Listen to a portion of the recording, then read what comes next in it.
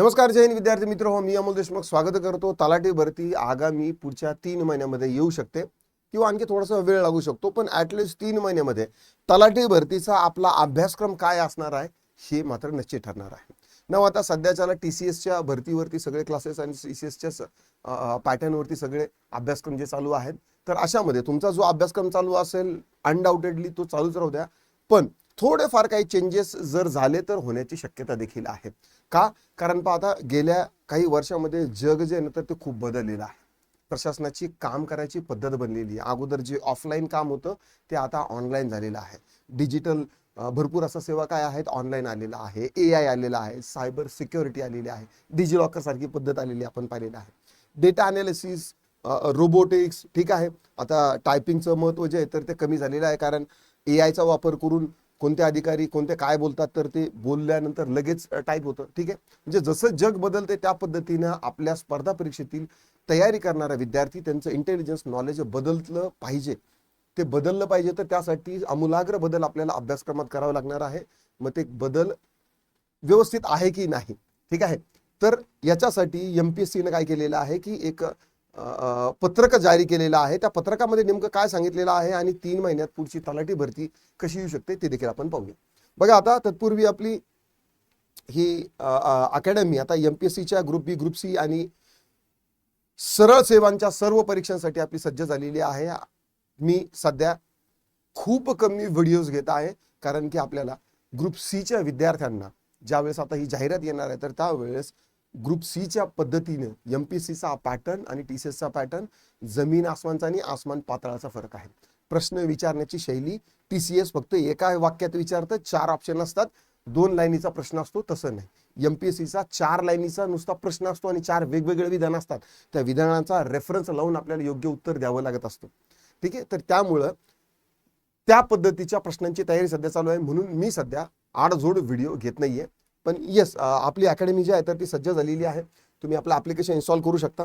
आगामी काही काळामध्ये दर्जेदार रिझल्ट तुम्हाला दिसतील। कामगार भरती झालं किंवा मत्स्य विभागाचे झालं, चौकीदार झालं, तर यामध्ये आपले चांगले रिझल्ट येतील, ठीक आहे ना। आता MPSC ग्रुप बी, ग्रुप सी तलाठी भरतीसाठी सगळं आहे। 7066 155 355 या नंबरवरती तुम्ही रीच आउट करू शकता ना। आता हे ते पत्र आहे, 12 जूनचं हे पत्र आहे, ठीक आहे। महाराष्ट्र शासनाचं कार्यालयीन आदेश आहे, ठीक आहे। आता यामध्ये काय सांगितलेलं आहे, महाराष्ट्र लोकसेवा आयोगाने MPSCने त्यांच्या 200 या पत्रामध्ये स्पर्धा परीक्षेची विद्यमान अभ्यासक्रमाचे पुनरावलोकन म्हणजे काय की बाबा रिवाइज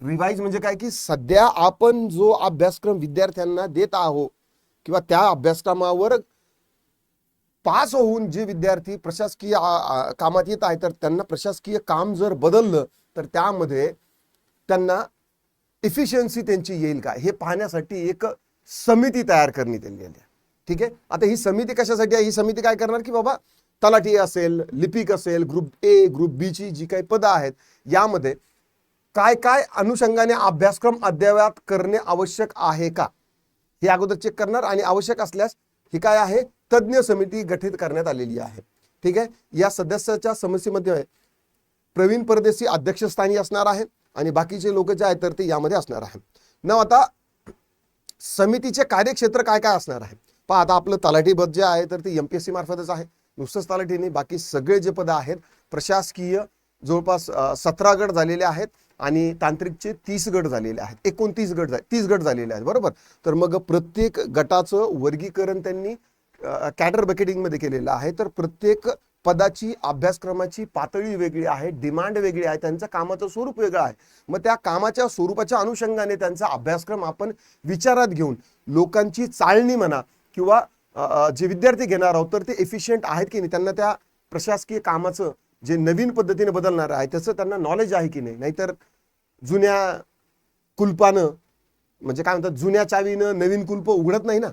तर त्यामुळे ही प्रशासकीय समिती जी आहे तर ती नेमण्यात आलेली आहे, ठीक आहे। आता ही काय करणार आहे, सुधारित गट क सेवा परीक्षाचे सर्व पुनरावलोकन करणार, ठीक आहे। देन अभ्यासक्रमातील कालबाह्य विषय बदलून आता अभ्यासक्रमात काही कालबाह्य विषय आहेत, ठीक आहे। जसं की इतिहासामध्ये प्राचीन इतिहास, खूप प्राचीन इतिहासाबद्दल प्रश्न विचारून आजच्या घडीला ते रिलेव्हंट आहे का? नाही। कोणता राजा कधी जन्म घेतला, कोणता लढाई जिंकला, त्याचा करंटमध्ये मला नाही वाटत की सध्या खूप काही तेवढा फरक आहे. इतिहासाचं महत्व आहे, कारण की काही असे भूभाग आहे की जिथे संवेदनशील आहे. ठीक आहे, जसं की छत्रपती शिवाजी महाराज असतील, ठीक आहे, मुघलांचा कार्यकाळ असेल, इंग्रजांचा असेल, ठीक आहे, तर लोकांच्या भावना आजही त्या इतिहासाशी जुडलेला आहे, पण प्राचीन इतिहासासोबत तेवढ्या पक्क्या नाहीत. मग तो भाग वगळला जाऊ शकतो का? नवीन तांत्रिक, जसं मी तुम्हाला सांगितलं, AI असेल, डेटाबेस असेल, सायबर सिक्युरिटी असेल, ठीक आहे, प्रशासकीय कारभार जो आहे तर ते नवीन पद्धतीने येत आहे. ठीक आहे, तर चालू घडामोडीशी संबंधित विषयाचा लावू शकतो का? ठीक आहे, आणि सुधारित अभ्यासक्रमाचा सुधारित अभ्यासक्रम चेंज करायचा की नाही याची शिफारस करणार आहे आणि अहवाल तयार करून महाराष्ट्र लोकसेवा आयोगात सादर करेल. आता हा जो अहवाल आहे, हा अहवाल दिनांकापासून म्हणजे 12/6 पासून तर 3 महिन्याच्या आत द्यायचा आहे. ठीक आहे, जून, जुलै, ऑगस्ट, सप्टेंबर म्हणजे 12 सप्टेंबर पर्यंत मोठी हा अहवाल जो आहे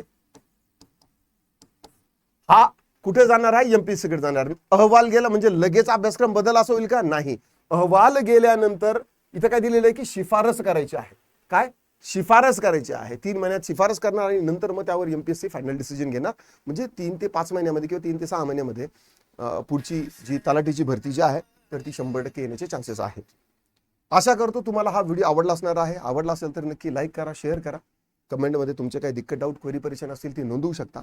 आता पुरतं एवढंच. थांबतो, पुन्हा भेटूया. राम राम.